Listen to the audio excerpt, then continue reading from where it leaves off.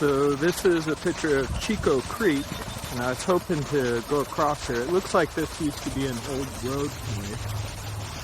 And it doesn't look like I can get across without getting my feet wet. I don't really mind getting my feet wet if I had my other shoes on, but don't want to mess these up. But there's a trail on the other side. Should I go? So what I did was I took my shoes off over there and I walked across over here to about 10, 12 feet from that drop off. Yeah, that water's just a little too fast, so go take it over there. I rolled my bike across, I didn't carry it. So, I just need to navigate this and go through the trails. Oh, happy days. It is kind of nice here. Nice to have a little picnic. I guess that would be a great house to have right there. Hi, I'm going to add this on to the end of the video.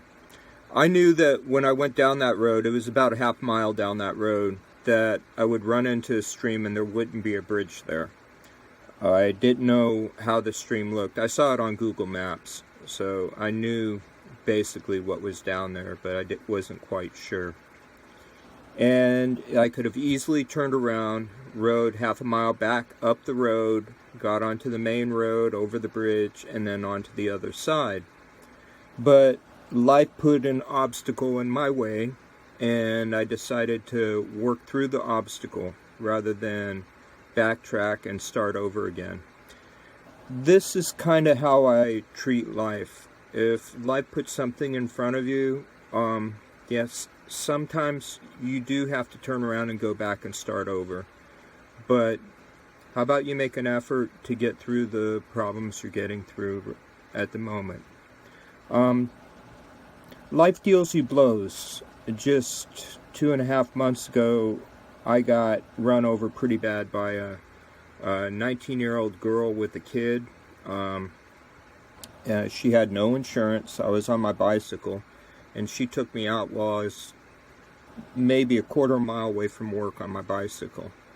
And it was a pretty bad accident. I spent a week in the hospital, and I had to spend 10 days in a homeless shelter during this virus going on. So I had to put my faith in other people to do the right thing.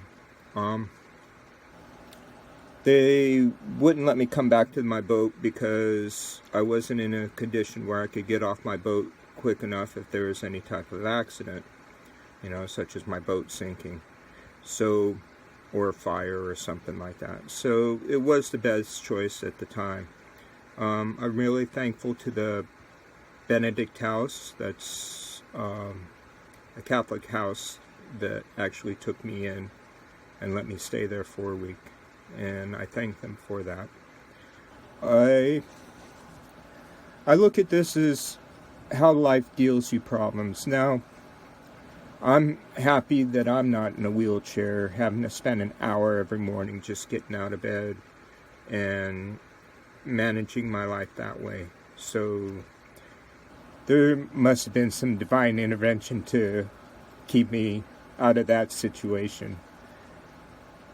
It's really interesting. They had a traffic camera right across the street too, and it turns out they could see me. The police said they saw me before the accident and they saw after the accident, but it turns out that right where I got hit was where a tree was in the way and they couldn't see it. So that being that, how you choose to do your life, whether it is to backtrack and go the safest route that you already know how to navigate, or you learn to navigate a new road and take that on. I don't know about the 19-year-old girl. I have a police report about it. No insurance, so I'm not getting anything out of the deal. My work is all the medical bills are going through my work, and the state's paying for a lot of it too. So Yeah, anyway, this is what life has dealt me. And I'm sure a lot of you are feel like you're being kicked a few times. Well, don't think that you're the only person that hasn't been kicked. All my neighbors, I mean, I wouldn't be living on a boat if life had been really good. So, well, happy sailing to y'all out there.